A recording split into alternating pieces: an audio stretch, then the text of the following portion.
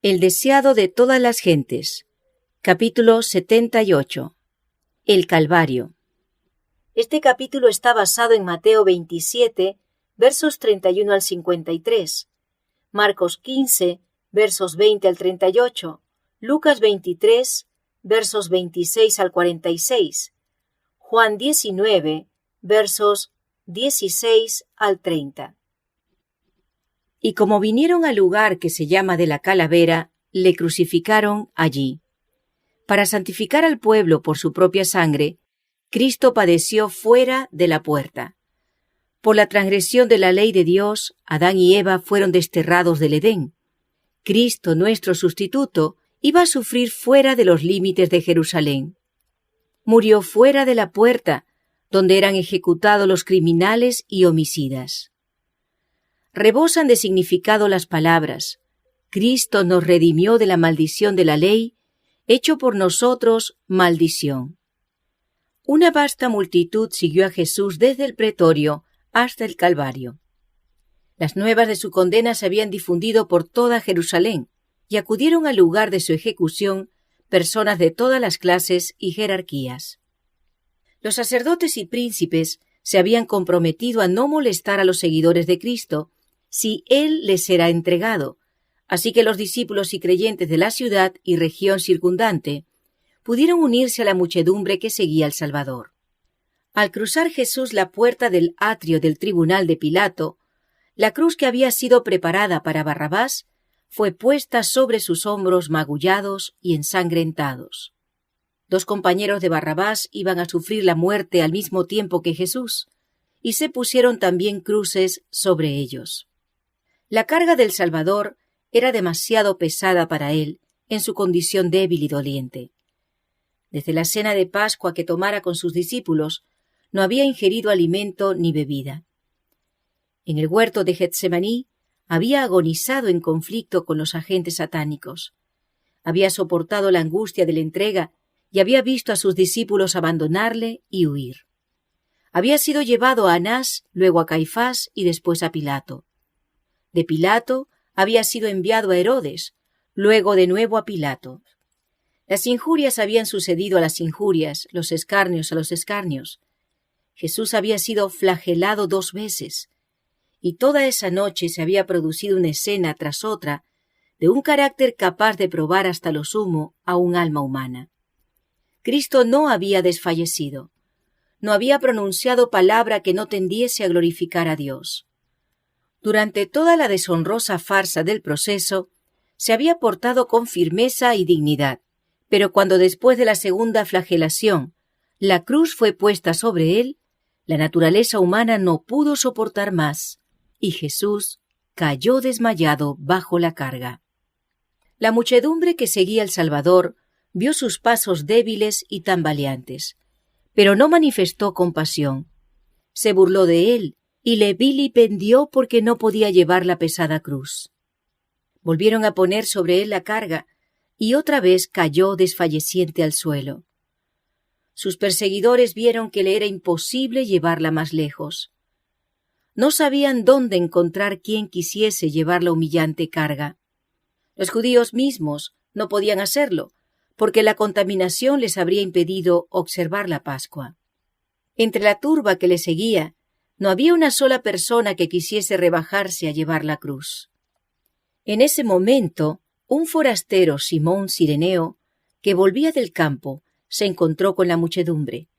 Oyó las burlas y las palabras soeces de la turba, oyó las palabras repetidas con desprecio: «Abrid paso para el rey de los judíos». Se detuvo asombrado ante la escena, y como expresara su compasión, se apoderaron de él y colocaron la cruz sobre sus hombros. Simón había oído hablar de Jesús. Sus hijos creían en el Salvador, pero él no era discípulo. Resultó una bendición para él llevar la cruz al Calvario, y desde entonces estuvo siempre agradecido por esta providencia. Ella le indujo a tomar sobre sí la cruz de Cristo por su propia voluntad, y a estar siempre alegremente bajo su carga. Había no pocas mujeres entre la multitud que seguía al inocente a su muerte cruel. Su atención estaba fija en Jesús. Algunas de ellas le habían visto antes, algunas le habían llevado sus enfermos y dolientes, otras habían sido sanadas. Al oír el relato de las escenas que acababan de acontecer, se asombraron por el odio de la muchedumbre hacia aquel por quien su propio corazón se enternecía y estaba por quebrantarse.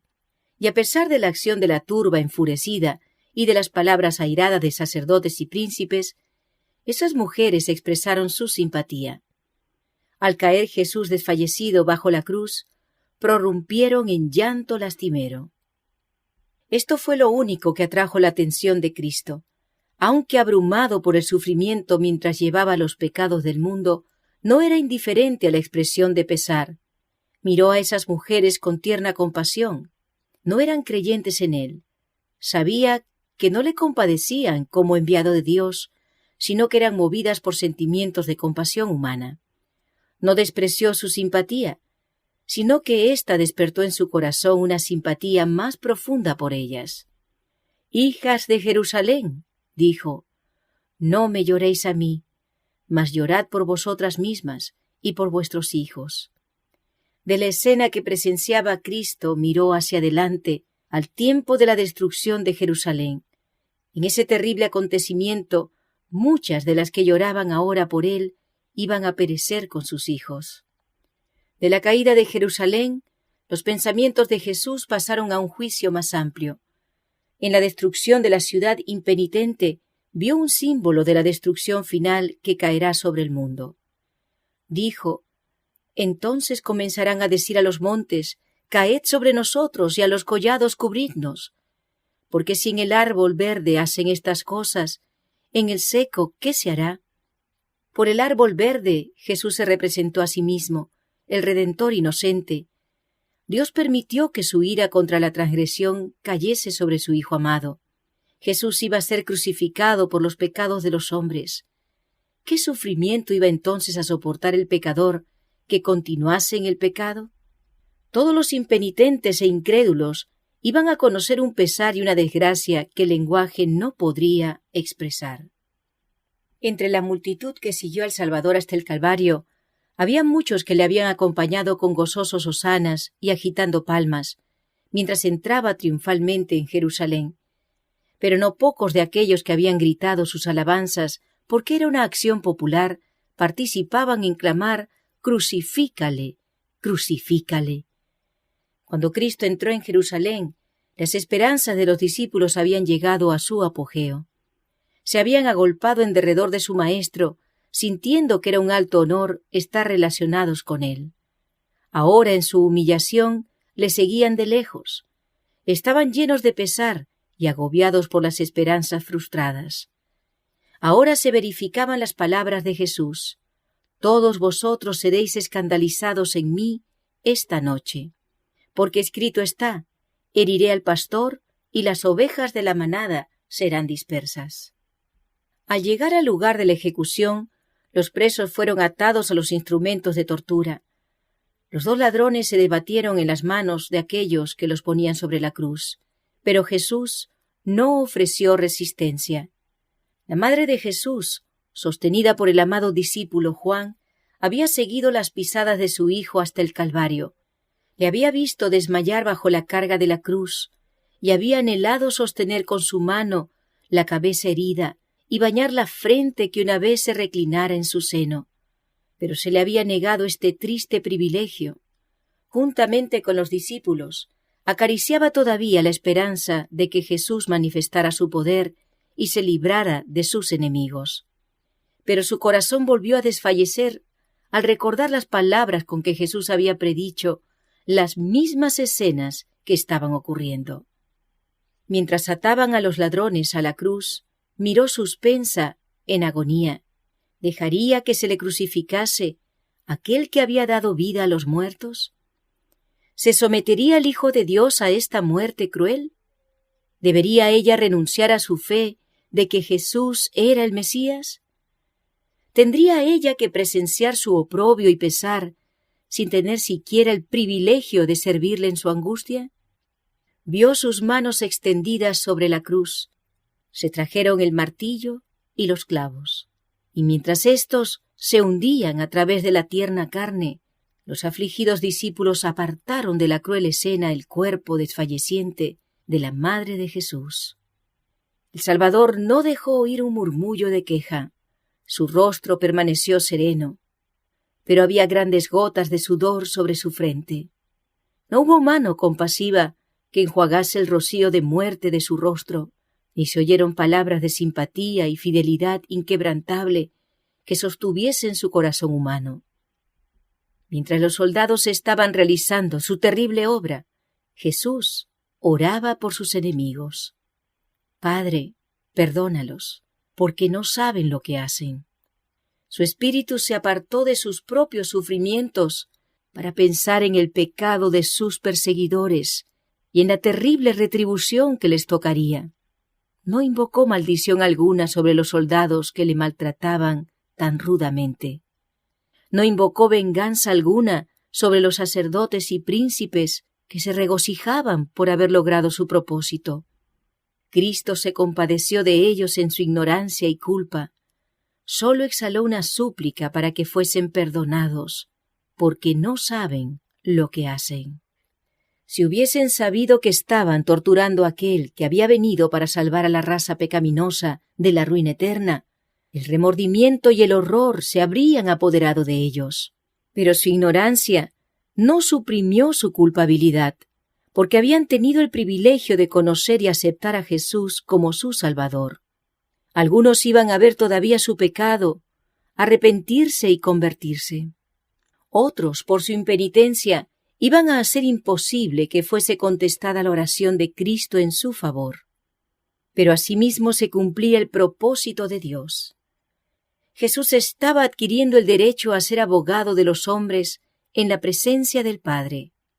Esa oración de Cristo por sus enemigos abarcaba al mundo, abarcaba a todo pecador que hubiera vivido desde el principio del mundo o fuese a vivir hasta el fin del tiempo. Sobre todo recae la culpabilidad de la crucifixión del Hijo de Dios. A todos se ofrece libremente el perdón. El que quiere puede tener paz con Dios y heredar la vida eterna. Tan pronto como Jesús estuvo clavado en la cruz, ésta fue levantada por hombres fuertes y plantada con gran violencia en el hoyo preparado para ella. Esto causó los más atroces dolores al Hijo de Dios. Pilato escribió entonces una inscripción en hebreo, griego y latín, y la colocó sobre la cruz, más arriba que la cabeza de Jesús. Decía: Jesús Nazareno, Rey de los judíos. Esta inscripción irritaba a los judíos. En el tribunal de Pilato habían clamado: crucifícale. No tenemos rey sino a César. Habían declarado que quien reconociese a otro rey era traidor. Pilato escribió el sentimiento que habían expresado.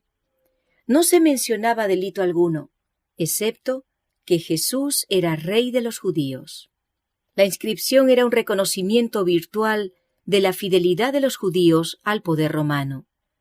Declaraba que cualquiera que aseverase ser rey de Israel era considerado por ellos como digno de muerte. Los sacerdotes se habían excedido. Cuando maquinaban la muerte de Cristo, Caifás había declarado conveniente que un hombre muriese para salvar la nación. Ahora su hipocresía quedó revelada. A fin de destruir a Cristo, habían estado dispuestos a sacrificar hasta su existencia nacional. Los sacerdotes vieron lo que habían hecho y pidieron a Pilato que cambiase la inscripción. Dijeron: no escribas Rey de los judíos, sino que él dijo: Rey soy de los judíos. Pero Pilato estaba airado consigo mismo por su debilidad anterior y despreciaba cabalmente a los celosos y arteros sacerdotes y príncipes. Respondió fríamente: lo que he escrito, he escrito. Un poder superior a Pilato y a los judíos había dirigido la colocación de esa inscripción sobre la cabeza de Jesús. En la providencia de Dios tenía que incitar a reflexionar e investigar las Escrituras. El lugar donde Cristo fue crucificado se hallaba cerca de la ciudad. Miles de personas de todos los países estaban entonces en Jerusalén, y la inscripción que declaraba Mesías a Jesús de Nazaret iba a llegar a su conocimiento. Era una verdad viva, transcrita por una mano que Dios había guiado. En los sufrimientos de Cristo en la cruz se cumplía la profecía. Siglos antes de la crucifixión, el Salvador había predicho el trato que iba a recibir. Dijo: «Porque perros me han rodeado, hame cercado cuadrilla de malignos, horadaron mis manos y mis pies. Contar puedo todos mis huesos, ellos miran, considéranme. Partieron entre sí mis vestidos, y sobre mi ropa echaron suertes».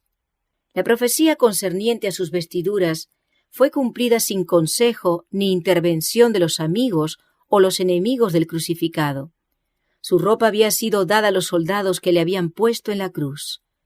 Cristo oyó las disputas de los hombres mientras se repartían las ropas entre sí. Su túnica era tejida sin costura y dijeron: «No la partamos, sino echemos suerte sobre ella, ¿de quién será?». En otra profecía, el Salvador declaró: «La afrenta ha quebrantado mi corazón, y estoy acongojado. Y esperé quién se compadeciese de mí, y no lo hubo. Y consoladores, y ninguno hallé. Pusiéronme además hiel por comida, y en mi sed me dieron a beber vinagre». Era permitido dar a los que sufrían la muerte de cruz una poción estupefaciente que amortiguase la sensación del dolor. Esta poción fue ofrecida a Jesús, pero al probarla, la rehusó. No quería recibir algo que turbase su inteligencia. Su fe debía aferrarse a Dios. Era su única fuerza. Enturbiar sus sentidos sería dar una ventaja a Satanás. Los enemigos de Jesús desahogaron su ira sobre él mientras pendía en la cruz. Sacerdotes, príncipes, escribas se unieron a la muchedumbre para burlarse del Salvador moribundo. En ocasión del bautismo y de la transfiguración, se había oído la voz de Dios proclamar a Cristo como su Hijo. Nuevamente, precisamente antes de la entrega de Cristo, el Padre había hablado y atestiguado su divinidad. Pero ahora la voz del cielo callaba. Ningún testimonio se oía en favor de Cristo. Solo sufría los ultrajes y las burlas de los hombres perversos. «Si eres hijo de Dios», decían, «desciende de la cruz. Sálvese así, si este es el Mesías, el escogido de Dios». En el desierto de la tentación, Satanás había declarado: «Si eres hijo de Dios, di que estas piedras se hagan pan. Si eres hijo de Dios, échate abajo desde el pináculo del templo». Y Satanás, con ángeles suyos en forma humana, estaba presente al lado de la cruz. El gran enemigo y sus huestes cooperaban con los sacerdotes y príncipes. Los maestros del pueblo habían incitado a la turba ignorante a pronunciar juicio contra uno a quien muchos no habían mirado hasta que se les instó a que diesen testimonio contra él. Los sacerdotes, los príncipes, los fariseos y el populacho empedernido estaban confederados en un frenesí satánico. Los dirigentes religiosos se habían unido con Satanás y sus ángeles. Estaban cumpliendo sus órdenes. Jesús, sufriendo y moribundo, oía cada palabra mientras los sacerdotes declaraban: «A otro salvó, a sí mismo no se puede salvar. El Cristo, Rey de Israel, descienda ahora de la cruz para que veamos y creamos». Cristo podría haber descendido de la cruz, pero por el hecho de que no quiso salvarse a sí mismo, tiene el pecador esperanza de perdón y favor con Dios. Mientras se burlaban del Salvador, los hombres que profesaban ser expositores de la profecía repetían las mismas palabras que la inspiración había predicho que pronunciarían en esta ocasión. Sin embargo, en su ceguera, no vieron que estaban cumpliendo la profecía. Los que con irrisión dijeron: «Confío en Dios, líbrele ahora si le quiere, porque ha dicho: soy hijo de Dios», no pensaron que su testimonio repercutiría a través de los siglos. Pero aunque fueron dichas en son de burla, estas palabras indujeron a los hombres a escudriñar las Escrituras como nunca lo habían hecho antes. Hombres sabios oyeron, escudriñaron, reflexionaron y oraron. Hubo quienes no descansaron hasta que por la comparación de un pasaje de la Escritura con otro, vieron el significado de la misión de Cristo. Nunca antes hubo un conocimiento tan general de Jesús como una vez que fue colgado de la cruz. En el corazón de muchos de aquellos que presenciaron la crucifixión y oyeron las palabras de Cristo, resplandeció la luz de la verdad. Durante su agonía sobre la cruz, llegó a Jesús un rayo de consuelo. Fue la petición del ladrón arrepentido. Los dos hombres crucificados con Jesús se habían burlado de él al principio, y por efecto del padecimiento, uno de ellos se volvió más desesperado y desafiante. Pero no sucedió así con su compañero. Este hombre no era un criminal empedernido. Había sido extraviado por las malas compañías, pero era menos culpable que muchos de aquellos que estaban al lado de la cruz, vilipendiando al Salvador. Había visto y oído a Jesús, y se había convencido por su enseñanza, pero había sido desviado de él por los sacerdotes y príncipes. Procurando ahogar su convicción, se había hundido más y más en el pecado hasta que fue arrestado, juzgado como criminal y condenado a morir en la cruz. En el tribunal y en el camino al Calvario, había estado en compañía de Jesús. Había oído a Pilato declarar: «Ningún crimen hallo en él».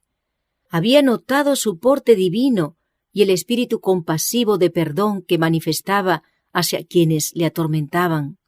En la cruz vio a los muchos que hacían gran profesión de religión sacarle la lengua con escarnio y ridiculizar al Señor Jesús.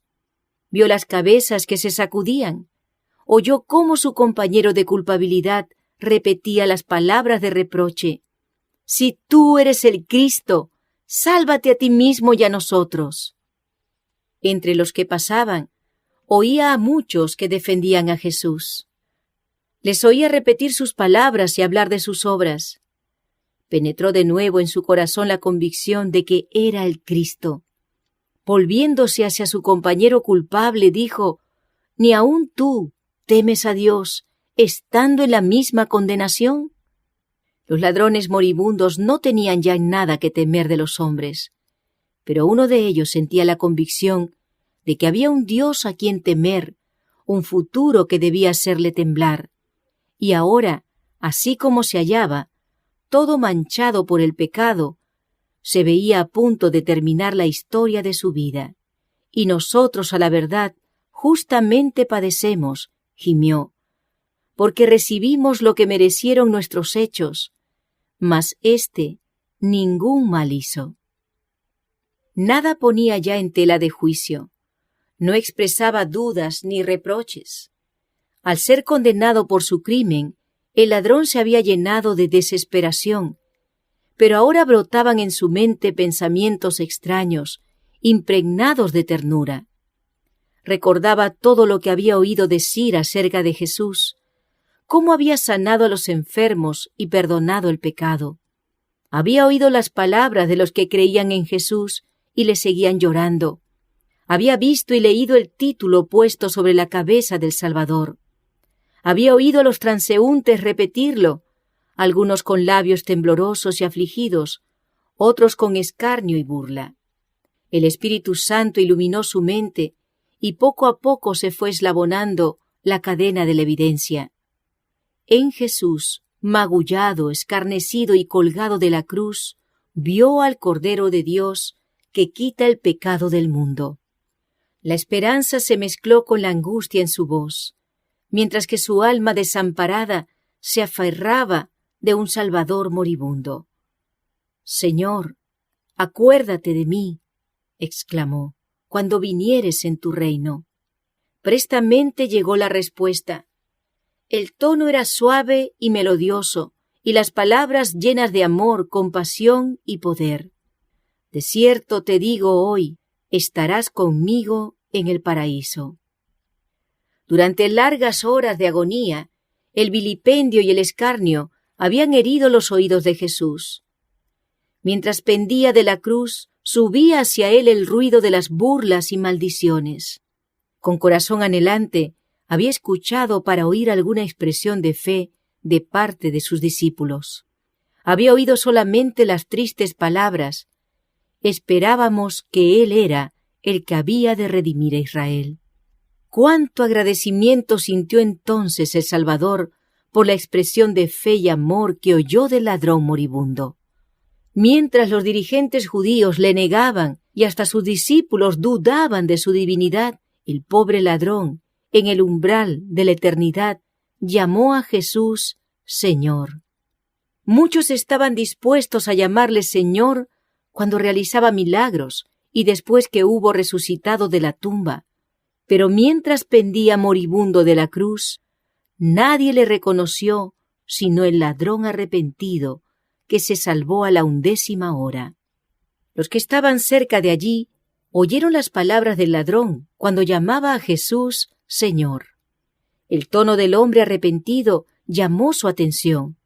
Los que al pie de la cruz habían estado disputándose la ropa de Cristo y echando suertes sobre su túnica, se detuvieron a escuchar. Callaron las voces airadas. Con el aliento en suspenso, miraron a Cristo y esperaron la respuesta de aquellos labios moribundos. Mientras pronunciaba las palabras de promesa, la oscura nube que parecía rodear la cruz fue atravesada por una luz viva y brillante. El ladrón arrepentido sintió la perfecta paz de la aceptación por Dios. En su humillación, Cristo fue glorificado. El que ante otros ojos parecía vencido, era el vencedor. Fue reconocido como expiador del pecado. Los hombres pueden ejercer poder sobre su cuerpo humano, pueden herir sus santas sienes con la corona de espinas, pueden despojarle de su vestidura y disputársela en el reparto, pero no pueden quitarle su poder de perdonar pecados. Al morir, da testimonio de su propia divinidad, para la gloria del Padre. Su oído no se ha agravado al punto de no poder oír, ni se ha cortado su brazo para no poder salvar. Es su derecho real salvar hasta lo sumo a todos los que por él se allegan a Dios. De cierto te digo hoy, estarás conmigo en el paraíso. Cristo no prometió que el ladrón estaría en el paraíso ese día. Él mismo no fue ese día al paraíso. Durmió en la tumba y en la mañana de la resurrección dijo: aún no he subido a mi Padre. Pero en el día de la crucifixión, el día de la derrota y tinieblas aparentes, formuló la promesa: hoy, mientras moría en la cruz, como malhechor, Cristo aseguró al pobre pecador: estarás conmigo en el paraíso. Los ladrones crucificados con Jesús estaban uno a cada lado y Jesús en medio. Así se había dispuesto por indicación de los sacerdotes y príncipes. La posición de Cristo entre los ladrones debía indicar que era el mayor criminal de los tres. Así se cumplía el pasaje: fue contado con los perversos. Pero los sacerdotes no podían ver el pleno significado de su acto. Como Jesús crucificado con los ladrones fue puesto en medio, así su cruz fue puesta en medio de un mundo que yacía en el pecado. Y las palabras de perdón dirigidas al ladrón arrepentido encendieron una luz que brillará hasta los más remotos confines de la tierra. Con asombro, los ángeles contemplaron el amor infinito de Jesús, quien, sufriendo la más intensa agonía mental y corporal, pensó solamente en los demás y animó al alma penitente a creer. En su humillación se había dirigido como profeta a las hijas de Jerusalén, como sacerdote y abogado. Había intercedido con el Padre para que perdonase a sus homicidas. Como Salvador amante, había perdonado los pecados del ladrón arrepentido. Mientras la mirada de Jesús recorría la multitud que le rodeaba, una figura llamó su atención. Al pie de la cruz estaba su madre, sostenida por el discípulo Juan. Ella no podía permanecer lejos de su hijo, y Juan, sabiendo que el fin se acercaba, la había traído de nuevo al lado de la cruz. En el momento de morir, Cristo recordó a su madre. Mirando su rostro pesaroso y luego a Juan, le dijo: «Mujer, he ahí tu hijo». Y luego a Juan: «He ahí tu madre». Juan comprendió las palabras de Cristo y aceptó el cometido. Llevó a María a su casa y desde esa hora la cuidó tiernamente. Oh Salvador compasivo y amante, en medio de todo su dolor físico y su angustia mental, tuvo un cuidado reflexivo para su madre.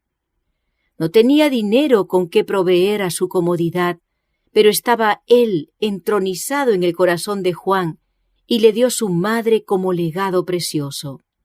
Así le proveyó lo que más necesitaba, la tierna simpatía de quien la amaba porque ella amaba a Jesús.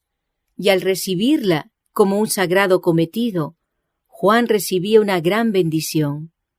Le recordaba constantemente a su amado Maestro. El perfecto ejemplo de amor filial de Cristo resplandece con brillo siempre vivo a través de la neblina de los siglos. Durante casi 30 años, Jesús había ayudado con su trabajo diario a llevar las cargas del hogar, y ahora, aún en su última agonía, se acordó de proveer para su madre viuda y afligida. El mismo espíritu se verá en todo discípulo de nuestro Señor. Los que siguen a Cristo sentirán que es parte de su religión respetar a sus padres y cuidar de ellos. Los padres y las madres nunca dejarán de recibir cuidado reflexivo y tierna simpatía de parte del corazón donde se alberga el amor de Cristo. El Señor de Gloria estaba muriendo en rescate por la familia humana. Al entregar su preciosa vida, Cristo no fue sostenido por un gozo triunfante. Todo era lobreguez opresiva. No era el temor de la muerte lo que le agobiaba. No era el dolor ni la ignominia de la cruz lo que le causaba agonía inefable. Cristo era el príncipe de los dolientes. Pero su sufrimiento provenía del sentimiento de la malignidad del pecado, del conocimiento de que por la familiaridad con el mal, el hombre se había vuelto ciego a su enormidad. Cristo vio cuán terrible es el dominio del pecado sobre el corazón humano, y cuán pocos estarían dispuestos a desligarse de su poder. Sabía que sin la ayuda de Dios, la humanidad tendría que perecer, y vio a las multitudes perecer, teniendo a su alcance ayuda abundante. Sobre Cristo como sustituto y garante nuestro fue puesta la iniquidad de todos nosotros. Fue contado por transgresor, a fin de que pudiese redimirnos de la condenación de la ley. La culpabilidad de cada descendiente de Adán abrumó su corazón. La ira de Dios contra el pecado, la terrible manifestación de su desagrado por causa de la iniquidad, llenó de consternación el alma de su Hijo. Toda su vida, Cristo había estado proclamando a un mundo caído las buenas nuevas de la misericordia y el amor perdonador del Padre. Su tema era la salvación, aún del principal de los pecadores. Pero en estos momentos, sintiendo el terrible peso de la culpabilidad que lleva, no puede ver el rostro reconciliador del Padre. Al sentir el Salvador, que de él se retraía el semblante divino en esta hora de suprema angustia, atravesó su corazón un pesar que nunca podrá comprender plenamente el hombre. Tan grande fue esa agonía que apenas le dejaba sentir el dolor físico. Con fieras tentaciones, Satanás torturaba el corazón de Jesús. El Salvador no podía ver a través de los portales de la tumba. La esperanza no le presentaba su salida del sepulcro como vencedor, ni le hablaba de la aceptación de su sacrificio por el Padre. Temía que el pecado fuese tan ofensivo para Dios que su separación resultase eterna. Sintió la angustia que el pecador sentirá cuando la misericordia no interceda más por la raza culpable. El sentido del pecado que atraía la ira del Padre sobre él como sustituto del hombre fue lo que hizo tan amarga la copa que bebía el Hijo de Dios y quebró su corazón. Con asombro, los ángeles presenciaron la desesperada agonía del Salvador. Las huestes del cielo velaron sus rostros para no ver ese terrible espectáculo. La naturaleza inanimada expresó simpatía por su autor insultado y moribundo. El sol se negó a mirar la terrible escena. Sus rayos brillantes iluminaban la tierra a mediodía, cuando de repente parecieron borrarse.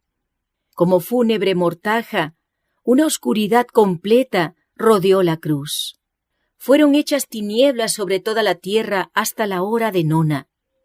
Estas tinieblas, que eran tan profundas como la medianoche, sin luna ni estrellas, no se debía a ningún eclipse ni a otra causa natural. Era un testimonio milagroso dado por Dios para confirmar la fe de las generaciones ulteriores. En esa densa oscuridad se ocultaba la presencia de Dios. Él hace de las tinieblas su pabellón y oculta su gloria de los ojos humanos. Dios y sus santos ángeles estaban al lado de la cruz. El Padre estaba con su Hijo. Sin embargo, su presencia no se reveló. Si su gloria hubiese fulgurado de la nube, habría quedado destruido todo espectador humano. En aquella hora terrible, Cristo no fue consolado por la presencia del Padre.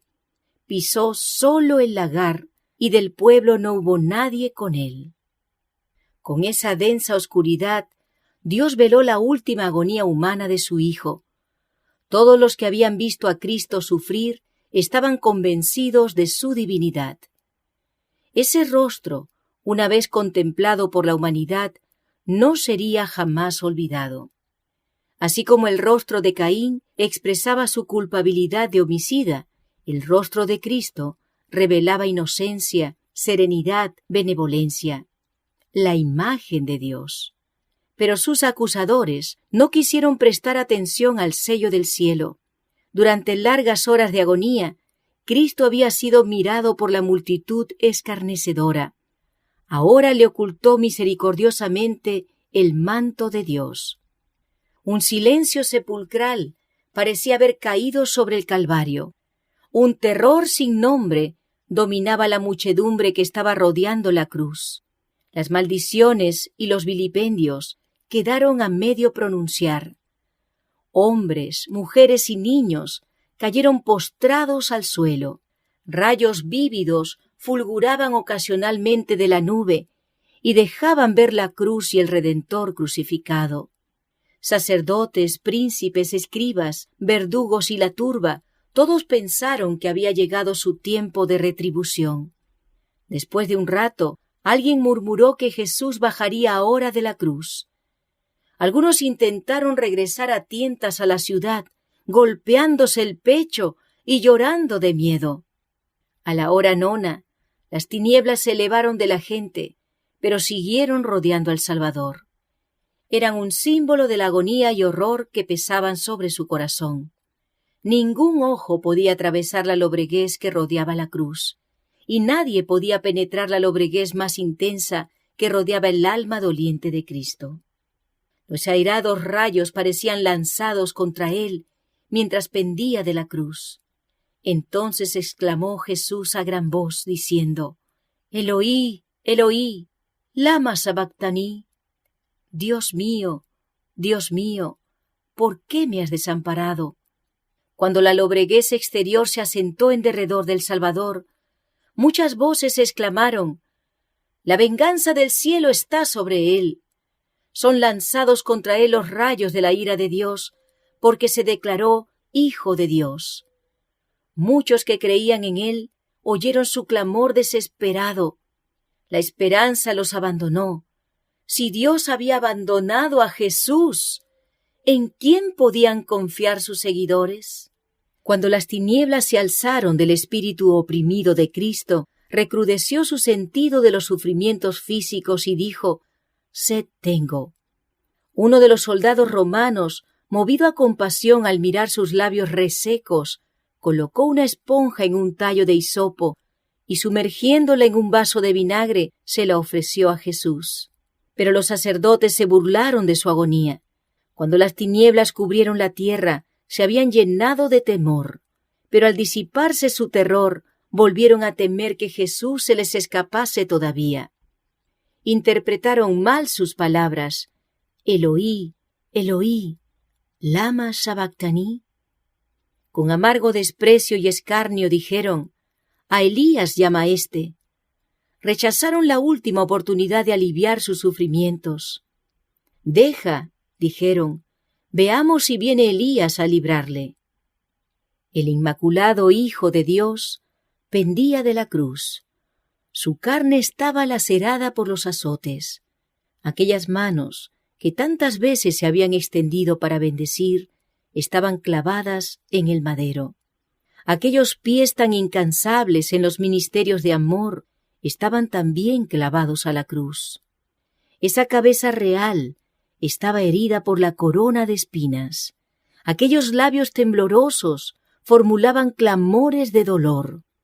Y todo lo que sufrió, las gotas de sangre que cayeron de su cabeza, sus manos y sus pies, la agonía que torturó su cuerpo y la inefable angustia que llenó su alma al ocultarse el rostro de su Padre, habla a cada hijo de la humanidad y declara, por ti consiente el Hijo de Dios en llevar esta carga de culpabilidad.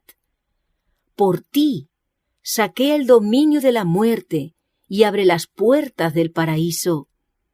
El que calmó las airadas ondas y anduvo sobre la cresta espumosa de las olas, el que hizo temblar a los demonios y huir a la enfermedad, el que abrió los ojos de los ciegos y devolvió la vida a los muertos, se ofrece como sacrificio en la cruz, y esto por amor a ti. Él, el expiador del pecado, soporta la ira de la justicia divina, y por causa tuya se hizo pecado. En silencio, los espectadores miraron el fin de la terrible escena. El sol resplandecía, pero la cruz estaba todavía rodeada de tinieblas. Los sacerdotes y príncipes miraban hacia Jerusalén, y he aquí, la nube densa se había asentado sobre la ciudad y las llanuras de Judea. El sol de justicia, la luz del mundo, retiraba sus rayos de Jerusalén, la que una vez fuera la ciudad favorecida. Los fieros rayos de la ira de Dios iban dirigidos contra la ciudad condenada. De repente, la lobreguez se apartó de la cruz, y en tonos claros como de trompeta, que parecían repercutir por toda la creación, Jesús exclamó, consumado es. Padre, en tus manos encomiendo mi espíritu. Una luz circulló la cruz, y el rostro del Salvador brilló con una gloria como la del sol. Inclinó entonces la cabeza sobre el pecho y murió. Entre las terribles tinieblas, aparentemente abandonado de Dios, Cristo había apurado las últimas heces de la copa de la desgracia humana. En esas terribles horas, había confiado en la evidencia que antes recibiera de que era aceptado de su Padre. Conocía el carácter de su Padre, comprendía su justicia, su misericordia y su gran amor. Por la fe, confió en aquel a quien había sido siempre su placer obedecer. Y mientras, sumiso, se confiaba a Dios, desapareció la sensación de haber perdido el favor de su Padre. Por la fe, Cristo venció. Nunca antes había presenciado la tierra una escena tal. La multitud permanecía paralizada y con aliento en suspenso miraba al Salvador. Otra vez descendieron tinieblas sobre la tierra y se oyó un ronco rumor, como de un fuerte trueno. Se produjo un violento terremoto que hizo caer a la gente en racimos. Siguió la más frenética confusión y consternación. En las montañas circundantes se partieron rocas que bajaron con fragor a las llanuras. Se abrieron sepulcros y los muertos fueron arrojados de sus tumbas. La creación parecía estremecerse hasta los átomos. Príncipes, soldados, verdugos y pueblo yacían postrados en el suelo. Cuando los labios de Cristo exhalaron el fuerte clamor, consumado es, los sacerdotes estaban oficiando en el templo. Era la hora del sacrificio vespertino. Habían traído para matarlo el cordero que representaba a Cristo. Ataviado con sus vestiduras significativas y hermosas, el sacerdote estaba con el cuchillo levantado, como Abraham, a punto de matar a su hijo. Con intenso interés, el pueblo estaba mirando. Pero la tierra tembló y se agitó, porque el Señor mismo se acercaba. Con un ruido desgarrador, el velo interior del templo fue rasgado de arriba abajo por una mano invisible, que dejó expuesto a la mirada de la multitud un lugar que fuera una vez llenado por la presencia de Dios. En este lugar había morado la Shekinah. Allí Dios había manifestado su gloria sobre el propiciatorio. Nadie, sino el sumo sacerdote, había alzado jamás el velo que separaba este departamento del resto del templo. Allí entraba una vez al año para hacer expiación por los pecados del pueblo. Pero he aquí, este velo se había desgarrado en dos. Ya no era más sagrado el lugar santísimo del santuario terrenal. Todo era terror y confusión. El sacerdote estaba por matar la víctima, pero el cuchillo cayó de su mano enervada y el cordero escapó. El símbolo había encontrado en la muerte del Hijo de Dios la realidad que prefiguraba. El gran sacrificio había sido hecho. Estaba abierto el camino que llevaba al Santísimo. Había sido preparado para todos un camino nuevo y viviente. Ya no necesitaría la humanidad pecaminosa y entristecida esperar la salida del sumo sacerdote. Desde entonces, el Salvador iba a oficiar como sacerdote y abogado en el cielo de los cielos. Era como si una voz viva hubiese dicho a los adoradores: ahora terminan todos los sacrificios y ofrendas por el pecado. El Hijo de Dios ha venido conforme a su palabra. Heme aquí, en la cabecera del libro está escrito de mí, para que haga, oh Dios, tu voluntad. Por su propia sangre, Él entra una sola vez en el santuario, habiendo obtenido eterna redención.